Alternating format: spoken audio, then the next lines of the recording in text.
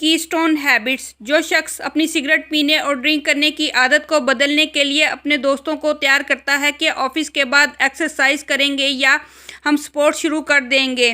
Office کی مصروفیت یا ذہنی دباؤ ہونے کے باوجود وہ اپنے دوستوں کے ساتھ وقت گزارتا ہے۔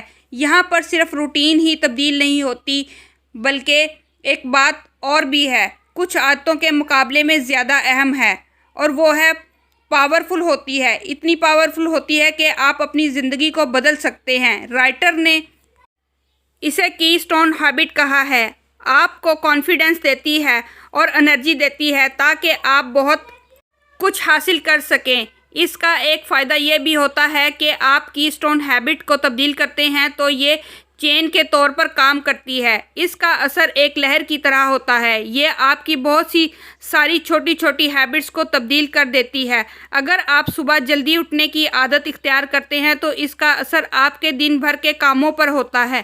اسی طرح آپ اپنے دوستوں کے ساتھ وقت ضائع کرنے کی بجائے پرسنل ڈیولپمنٹ کا کوئی کورس کرتے ہیں تو اس سے آپ کا وقت بھی بچتا ہے اور نئے کورس کا آپ کی لائف پر اثر بھی نظر آئے گا۔ اس طرح ہم اپنی کی اسٹون ہیبٹ کو بدل کر اپنی زندگی میں اچھی اور بڑی تبدیلی لا سکتے ہیں۔ میرے دوستو، یہ تھا دی پاور آف ہیبٹس کا چیپٹر نمبر 4۔ میری ویڈیو پسند آئی ہو تو میرے چینل کو سبسکرائب، لائک اور کمنٹ ضرور کیجیے گا۔